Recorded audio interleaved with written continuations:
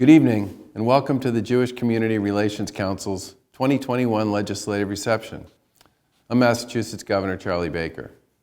And while I'm disappointed we can't be together in person this year due to the pandemic, it's an honor to be with you virtually at this annual celebration of the critical work done by JCRC and its champions across state government. Here in Massachusetts, we're proud to have a vibrant Jewish community and a shared commitment across our government to supporting this community. I'm thankful to my colleagues in the legislature for their partnership on behalf of our many Jewish residents and the priorities they hold dear, and congratulate those who are being recognized tonight for their awards. While we're fortunate as a Commonwealth to have so many leaders in government, the private sector, and in the nonprofit world, such as JCRC, committed to these priorities, we also know there's much left to be done to combat anti-Semitism, racism, and other threats that remain present across our country. Our administration will continue to work with JCRC and the entire Jewish community to make sure that everybody here in Massachusetts feels safe and has a chance to thrive.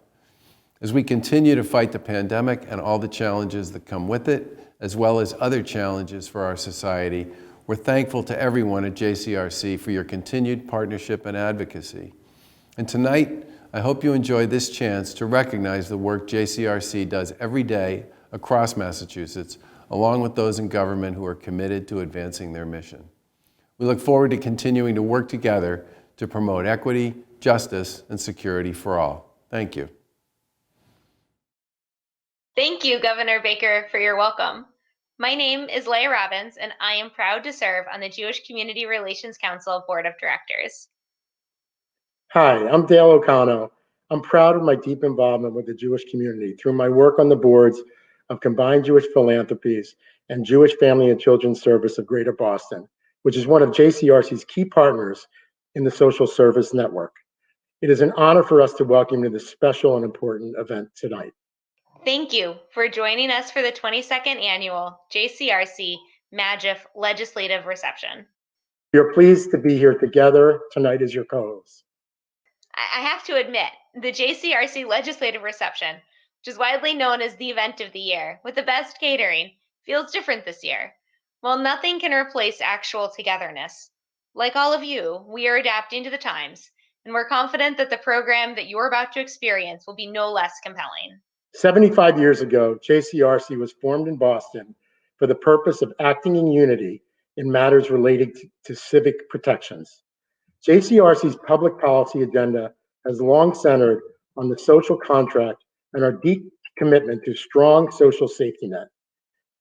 If anything, this purpose is even more vital today as we confront a global pandemic, major economic uncertainty, and our seemingly fragile democracy.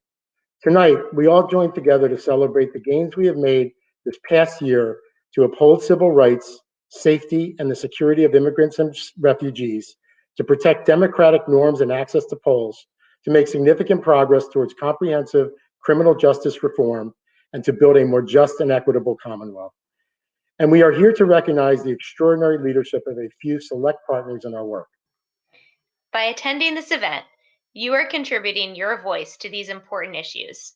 Or perhaps you are here because you share our commitment to enact policies that provide opportunities for everyone to learn, love, and grow in peace and security. Whatever your reason for attending this event may be, you are reaffirming a powerful message that no one person or group can do this alone, and that we are all in this together.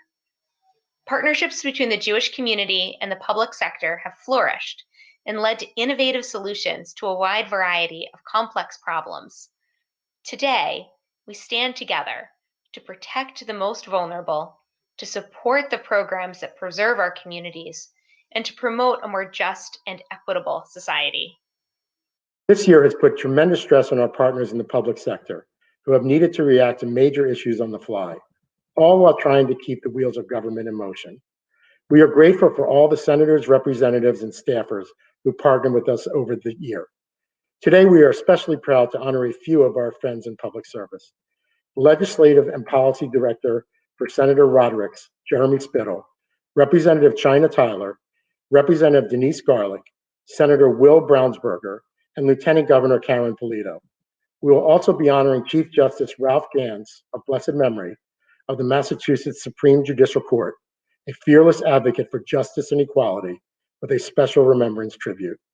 Thank you for being here today, for taking action, for raising your voice, and most importantly, for fulfilling your sacred obligation to ensure that all people have the opportunity to achieve their dreams. And feel free to tweet about our awardees in tonight's program with the hashtag LR21. Leah and I recognize the JCRC staff for organizing this successful event. We also would like to say a special thank you to our sponsor this evening, the Patriots Foundation. We are extremely grateful for your support.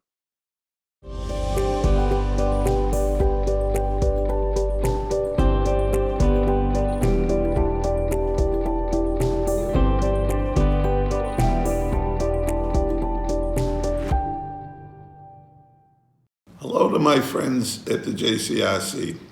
As a former recipient of the award that you're giving tonight, I would love to congratulate the two members from the House of Representatives, Representative Garlick and Representative Tyler. They have worked tirelessly on many issues with the JCRC, as have many of us in the House of Representatives. The organization is one of the true backbones of what happens here at the State House. They are always involved, always weighing in with advice and help. And so it is an organization that many of us have very fond feelings for. And I certainly can't fault you for the choices on your awards tonight.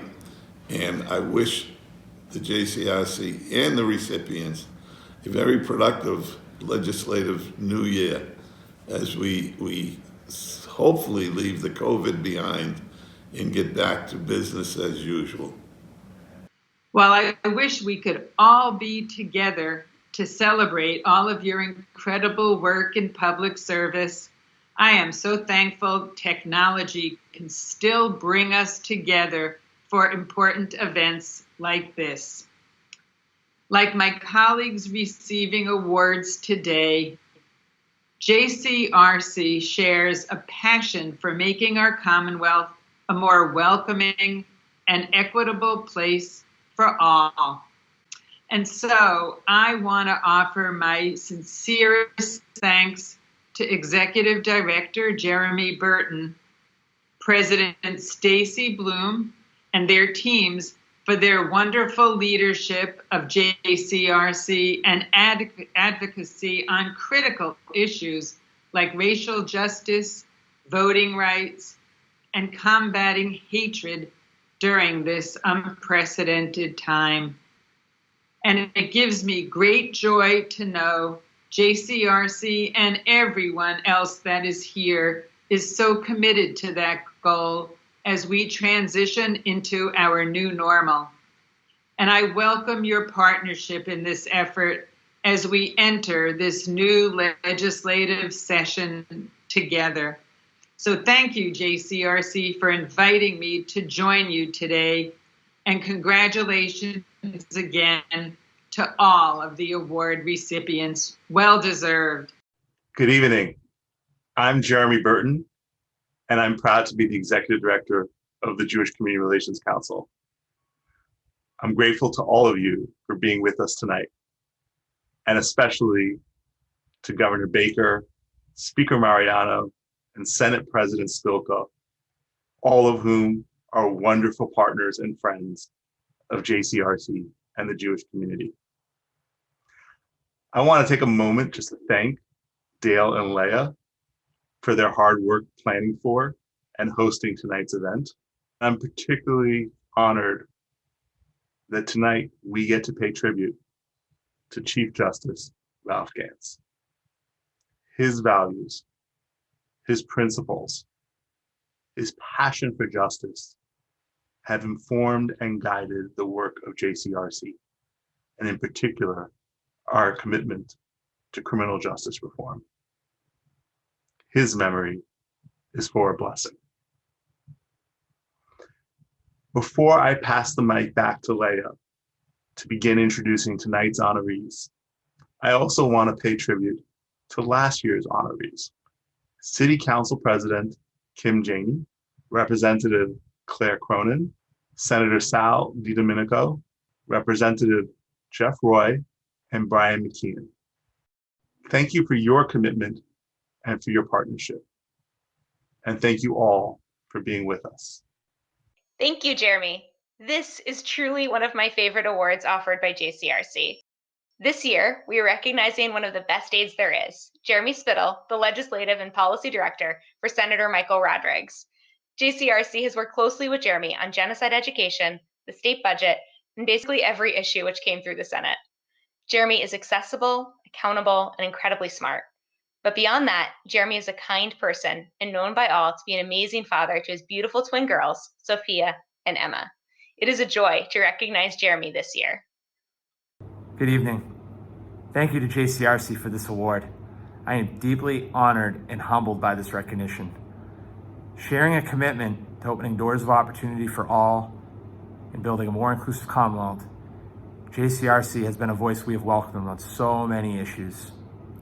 I want to thank JCRC for this award, its Executive Director Jeremy Burton for this honor, my friend Aaron Agulnik for his advocacy and partnership, and so many others whose dedication to public service during this challenging time in the midst of an ongoing global pandemic continues to remain sturdy, strong, and resilient. I am deeply honored by this recognition, and I accept this award and honor. Thank you. I look forward to working with you in the coming year to continue our efforts to confront hate and bigotry, to support our most vulnerable populations, and to continue our efforts together to build a more just and inclusive Commonwealth for all. Thank you. Be safe. Stay well. Congratulations, Jeremy. It is an honor to present Representative Chynah Tyler from Roxbury with the Legislative Achievement Award. Representative Tyler has been a leader from the moment she arrived on Beacon Hill. Her work has always had an equity focus, whether on criminal justice reform, homelessness prevention, or education. JCRC has worked deeply with Representative Tyler over the past several years, including our work on the landmark criminal justice reform legislation, economic opportunity, and the new police reform that became law at the end of 2020. We have no doubt that our partnership will continue in her new role as chair of the Black and Latino Caucus as we work together to continue the unfinished work on racial equity, the Safe Communities Act, and the Work and Family Mobility Act. Hello everyone, I am Representative Chynah Tyler, and I'm truly honored to accept this award. During these times, supporting strong communities is key to rebuilding our economy. I am empowered by the work of our community, including places like Temple Israel, and in partnership with JCRC and MAJF, I have no doubt that we can make it happen. I stand on the shoulders of leaders like the late great Justice Gantz, and would like to congratulate all of today's honorees as we are in this together. Thank you so much for recognizing me, and I look forward to working with you to continue to build stronger communities. Congratulations, Representative Tyler. It's my pleasure to recognize Representative Denise Garlick from Needham with the Legislative Achievement Award. As a registered nurse, Representative Garlick has led from the start on issues supporting mental health, substance abuse, and health equity. As chair of the Committee on Elder Affairs, she has worked with us to support programs like NORCS, which keep seniors independent and living in their own homes. Representative Garlick has been a key leader as our state has navigated through the COVID-19 pandemic. We look forward to our continued partnership to ensure that nobody is left behind. Good evening, everyone. I want to express my appreciation for the honor of receiving an award from JCRC, an organization that I deeply admire and respect for its commitment to the 4 pillars of civil rights, of combating hatred in our communities and in our Commonwealth, in defending our democracies, and always on economic justice.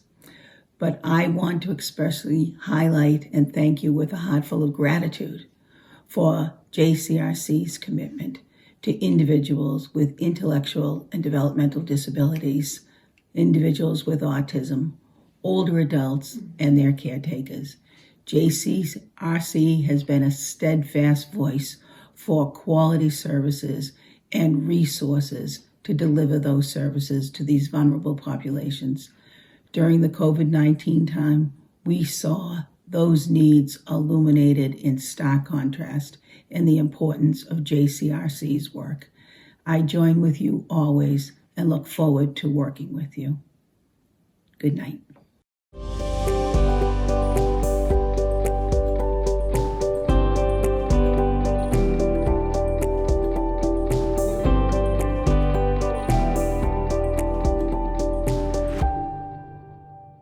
Hi, everyone. It's great to be back with JCRC for its 2021 legislative reception.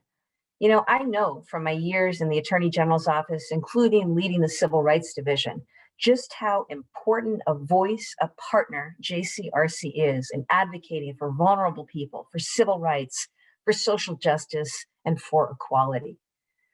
You've been the driving force behind so many important issues, from supporting our immigrant communities to advancing racial justice to combating the rise of hate and discrimination. I'm so proud to stand with you today, particularly as you honor the memory of the late Chief Justice Ralph Gantz, a fearless advocate for justice and equality. And I want to congratulate all of today's awardees. Thank you, JCRC, for your leadership and your partnership, and I look forward to continuing to work together. I really want to take a moment to remember the wonderful Chief Justice Gantz. He was so representative of our values, and may his memory always be a blessing. I also want to congratulate the JCRC on another tremendous year despite the pandemic, working to level the playing field, working on economic opportunity and economic justice, civil rights, and believe me, this year of all years required all the partnerships that the JCRC does. And speaking of partnerships, we are honoring 5 tremendous people tonight.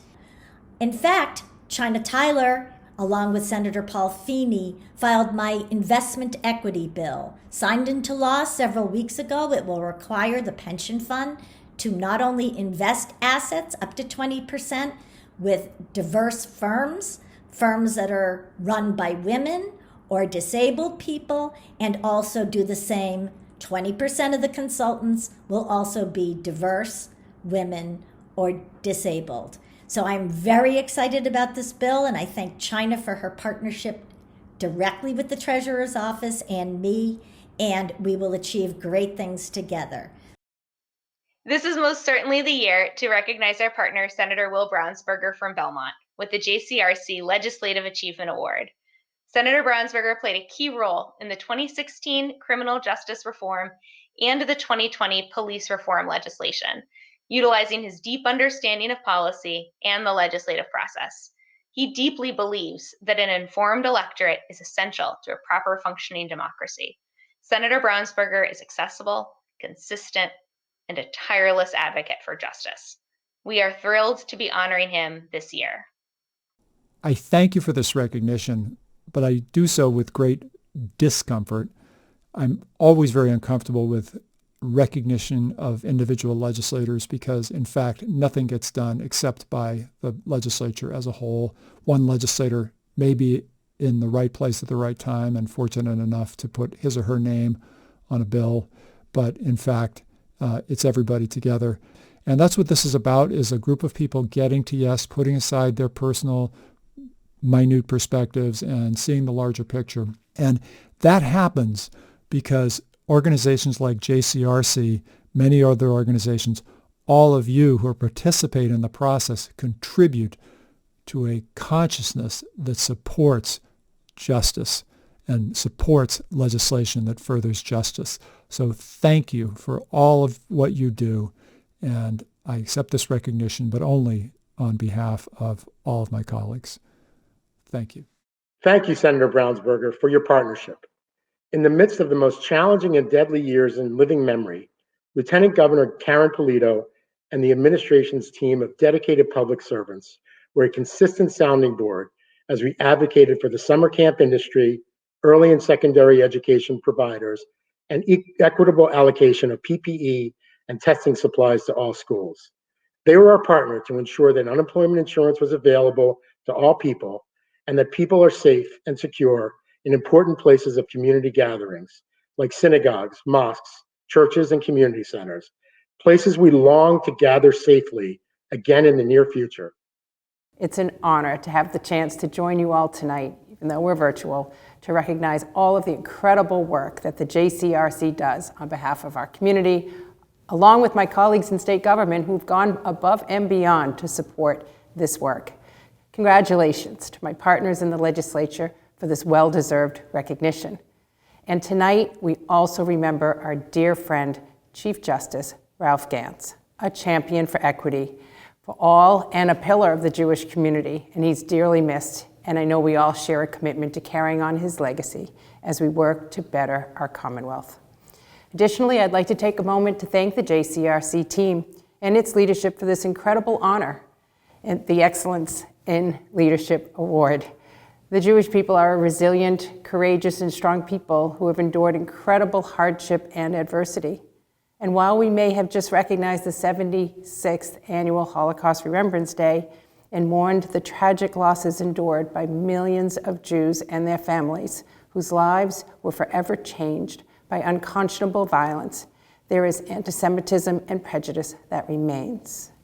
It is imperative that all of us speak out against anti-Semitism and confront hatred in our communities. And our administration remains firm in its support for the Jewish people across our great state and beyond. Last January, we were pleased to sign key sections of a supplemental budget that tripled the funding available to help Massachusetts houses of worship and other nonprofit groups to enhance their security against hate crimes and terrorist attacks. It's a privilege to be able to be honored in this way, and our administration is grateful for the continued opportunity to serve all of our families and individuals throughout our Commonwealth, now more than ever. We recognize that it has been a very, very long year for our communities, our businesses, our families, and individuals, and we could not keep making the progress we are toward our new normal without the continued support from organizations and advocates like the JCRC. We will continue to prioritize efforts to ensure Massachusetts remains an open and welcoming place for everyone. And we look forward to working with you to do just that. Thank you, and congratulations again to all my friends in the legislature who are also being honored tonight. It's an honor to be with you tonight. I can't wait to see you in person. Enjoy the rest of the program. Congratulations to my partner, my friend, and our Lieutenant Governor, Karyn Polito, on the Excellence in Leadership Award that she's receiving tonight. As Lieutenant Governor, she works tirelessly on behalf of the needs of local communities, both cities and towns and groups such as the Jewish community. I just want to point out, Lieutenant Governor Polito has visited all 351 communities here in the Commonwealth of Massachusetts as Lieutenant Governor on official visits, and encouraged everybody else in our administration, me, cabinet secretaries, agency heads, everybody else, to get out of the office, get in the car, and go see the people of Massachusetts, where they live, where they work, where they basically feel most comfortable, and learn from them about their experience and what we could do to help make their experience better here in Massachusetts.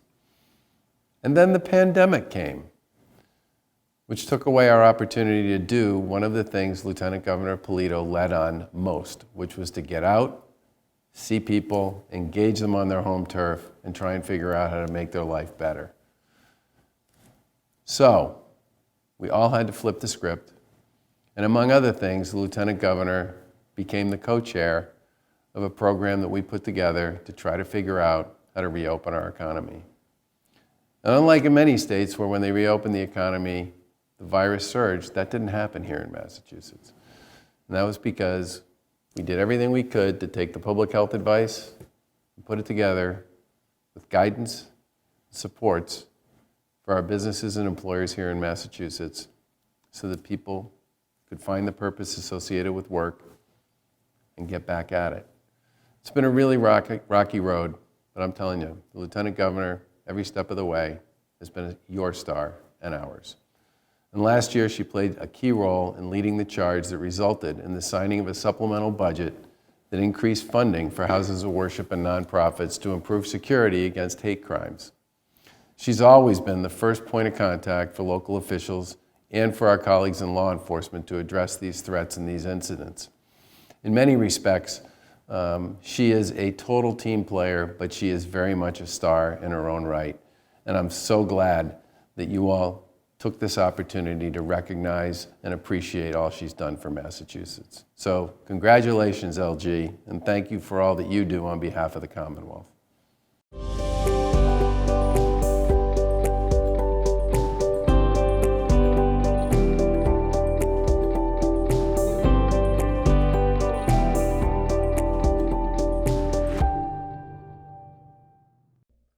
More than 75 years after the liberation of the Auschwitz-Birkenau Nazi death camp, we as a society continue to grapple with the root causes of hatred and discrimination.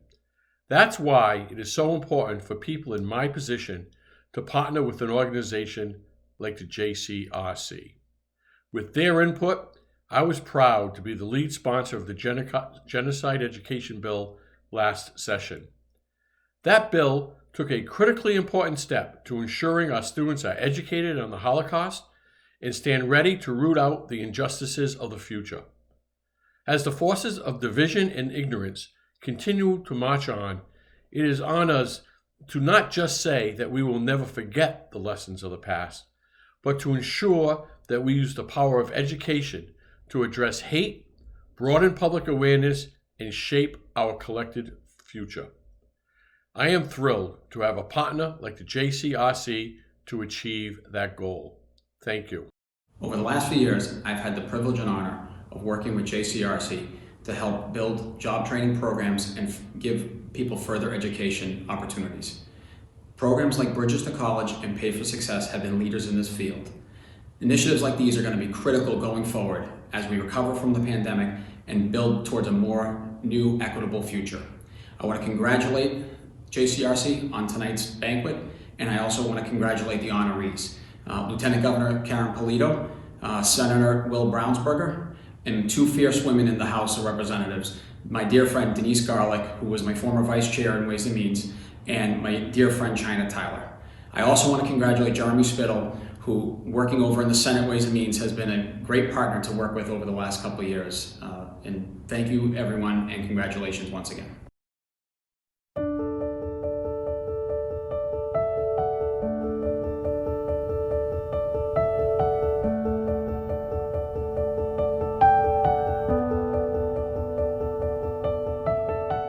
I think the difference with Ralph is that he's a mensch. He's got all that brain power, but he understands, is interested in, is curious about people, what motivates them, what moves them, why they care about the things they do, why they bring their best, why they bring their worst, and the circumstances in which that happens. And having a judge who understands how decisions are made, that they are not all abstract and laboratory clean, that they are complicated, the decisions and the people who make them, and that the law has to respond to those lived experiences. I think it was a tremendous addition and to the court, and a tremendous contribution that as a result Ralph was able to make to our jurisprudence and to our highest court. He was just so humble. He was so down to earth. Ralph Gantz was an enormously effective public advocate for justice on so many dimensions: housing reform, housing evictions, criminal justice reform, indigency standards. It was always about how to help the little guy. And he contributed enormously to public consciousness of the change that was needed. But he was also just a wonderfully effective private advocate for change. And he would just pick up the phone and call, "Hello, this is Ralph Gantz." It was never Justice Gantz, right? "This is Ralph Gantz. Can we talk about X?" And we had a relationship that I greatly treasured, and got together on many occasions for breakfast or a cup of coffee informally to talk about things. But you know what? I know that he did that with everybody. I know that he reached out to all the people who he could bring together to help make necessary change. He really regarded everyone as the same. He was so humble that he would have had no idea that the word humble could have been used about him. The second thing, of course, is that he cared so instinctively, so instantaneously, and so thoroughly about the excluded, about the underdog, about the dispossessed. This featured so prominently in him as a human being and also as a jurist. You think about this magnificent speech that he gave at the Islamic Society Cultural Center in the aftermath of 2016. The thought of going there, the beautiful words that he expressed, uttered for the purpose of providing comfort to those that he knew were dispossessed. And then he cared greatly about Israel, to my surprise. He would ask me questions about Israel and think about going there, and indeed he did organize a trip for justices to go to Israel, and he would frequently host visitors from Israel here. So I think of Ralph as embodying the best of Jewish values, and I think he's someone that our community can feel so proud of. I got to know him working on a project with the Council of State Governments and the legislature on recidivism. We met every week, I think it was Thursday afternoons, and talked about ways we could find a path forward to make our system fairer and better, especially for those who are wrapping up their sentences and returning to the community. I learned a couple things about the Chief Justice during this. Number one, he's a really good talker. But the second thing I learned is he's a really good listener too. And there's not quite like being with somebody who hears what you say, who processes it, and tries to figure out how to incorporate it into a forward-looking approach to problem solving. I think in many ways, his presence and the work that he and everybody else who was involved in that did had a lot to do with why we got a very significant criminal justice reform bill passed in that legislative session. I didn't know any Hebrew when I first came to work for the chief, but after a year of working in his chambers and after 10 years of following his work after that, he did teach me the meaning of the phrase tikkun olam, a phrase I'd never heard, but that he explained to me then meant that we all have an obligation to repair the world. It's a grand ambition, and he meant it, but he said it with a twinkle in his eye and a bit of a chuckle. He had some humility, I think, beginning his repair of the world with a case about slip and falls. He also would have known that it will take a very long time to finish your repairs if you must make them one case at a time. But the opportunities got bigger when he became chief, and that's when he began to speak publicly about his sense of responsibility. In a 2015 annual State of the Judiciary address, he said, "Each of us has an obligation to repair the world. In our courts, we seek to repair the world, sometimes even save the world, one person at a time." These larger projects that the chief undertook are lessons for me that the law is not just a set of rules for keeping the world running in its normal course.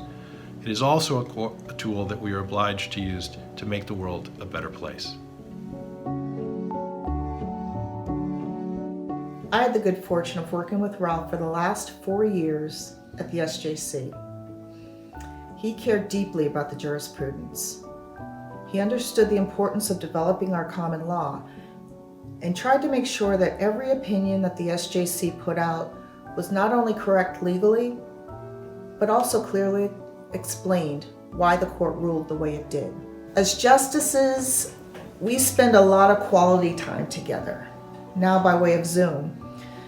But the fact that we're so collegial is due in large part to Ralph's leadership. As serious as this job is, Ralph never took himself too seriously. He set a tone that allowed for many light moments together, moments that I will never forget.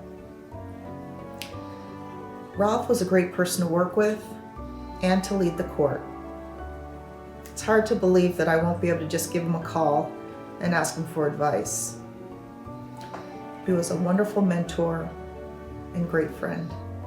I got to know Chief Justice Gans on the 3 occasions he came to the Islamic Society of Boston Cultural Center. What I remember most about those visits, though, was how Chief Justice Gans would come 30 minutes early He would meet with our imam and myself to understand the challenges of the Muslim community, listen to the full sermon, and then speak to the congregation. And the congregation absolutely loved meeting him every time.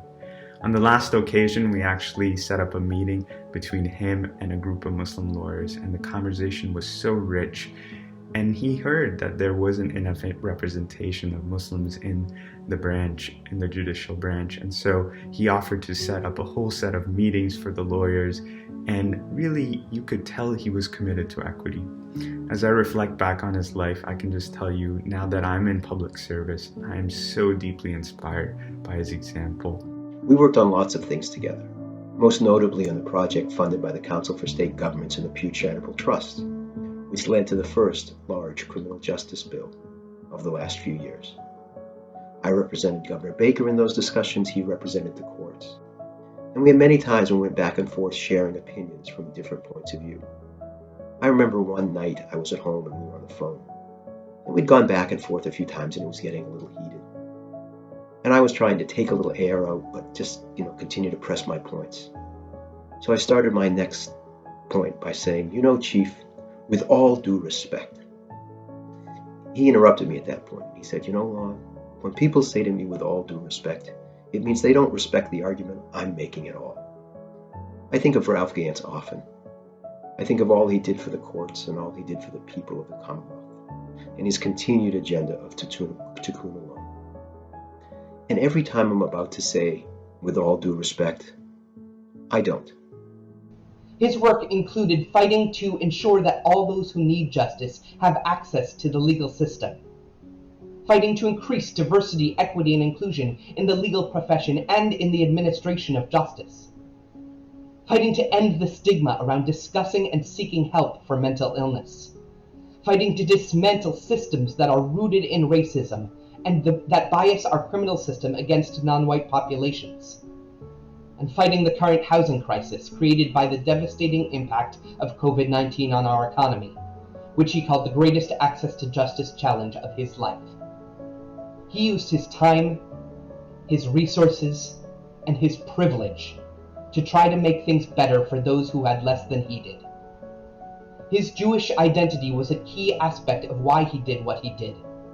Not because he devoutly practiced every single tradition, but because he understood the fundamental lesson that to be Jewish means to question the status quo and to fight for freedom, equity, and justice for all. It is a profound joy on behalf of GBIO to pay tribute to the late Chief Justice Ralph Gantz. We thank him for being an agent of change and the impact he made on the criminal justice reform front. With this push around repealing mandatory minimums or forcing data collection and transparency, he challenged the system to stop ignoring what they could know and then prepare to fix it. He pushed all of us for impact and making a difference, and his motive and agenda was always selfless. In attendance to a 2016 900-person GBIO action, he left us with this: GBIO, we need your hustle and we need your muscle. It is yet a different year, but the same season, and we honor his legacy by continuing the work. Thank you, Chief Justice Gantz. There are few things I can say to capture the entirety of who Ralph Gantz was as a jurist and, more importantly, as a person committed to justice. There are few words I can share that capture what he meant to me as someone who encouraged me as a young assistant district attorney, challenged me as a civil rights leader, and worked to expand access to justice. I'm reminded of the prophet Micah, who posits the question, what is it that the Lord requires of you? Do justice, love mercy, and walk humbly with our God. This is what he did and who he was, a humble man who recognized the racial injustice in a system that was merciless on communities of color, but particularly Black communities. He raised the conscience of the judiciary by challenging the self-congratulatory notions of objectivity and fairness by calling out racial disparities with empirical data.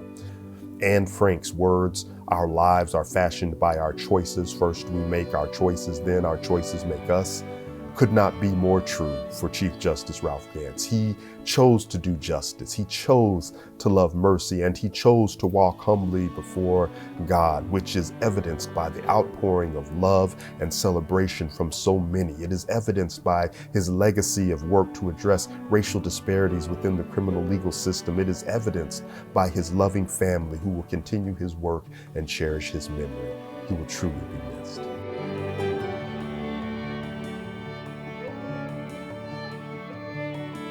I want to thank Jeremy Burton and the Jewish Community Relations Council for this outstanding tribute to Ralph. And I want to thank Governor Baker, Chief Justice Budd, Senator Brownsberger, and former Governor Deval Patrick for their kind words. And I want to congratulate today's honorees. As the first Jewish Chief Justice, he would be so proud to be recognized in this way. But if he were here, he would tell you that his work was not over. He knew, and he would say, our ability to bring technology to the courts is going to define the success or failure of the judiciary. He was striving for the promised land. He wanted a digital, paperless platform in which all content is available in digital format to anyone who needed it. And I am hoping that the Jewish Community Relations Council will join the courts in making that one of their top legislative priorities. Why is this so important? The answer is to tell you a story about my daughter, representing a pro se litigant, Spanish-speaking. Her name is Maria Reyes, not her real name. She just needed a continuance for a custody hearing. She came to court with her 5-year-old thinking it would take an hour. But they stood in line for many hours. They went to all the different sessions. Eventually, they found the file, but it took 8 hours. Meanwhile, her client was in tears. For 8 hours, Maria tried to keep her son busy playing games, but he was tired, and he was cranky and hungry, and they hadn't brought food. I am here today to speak on behalf of Maria and her experience, because in another lifetime, that would have been me. As stakeholders, I ask you to join the courts in asking the legislature and the governor for enough money to get the courts to the promised land. And let me paraphrase the Talmud as I end. Do not be daunted by the enormity of the work before you. Do justice now. You are not obligated to complete this work, but neither are you free to abandon it. Please pick up this baton and move it forward. The court's future depends on it. Thank you. In Ralph's memory, I just want to close by saying that we all remain committed to carrying on his legacy across our work in state government. And I know I speak for everybody when I say how much we mourn his loss. He left us way too soon, and may he rest in peace. Thank you.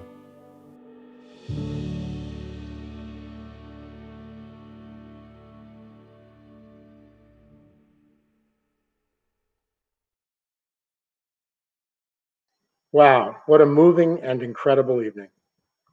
A big congratulations to Lieutenant Governor Karyn Polito, and thank you to everyone who was a part of the tribute to Judge Gants. And thank you all so much for joining JCRC and MAJF at the 2021 Annual Legislative Reception.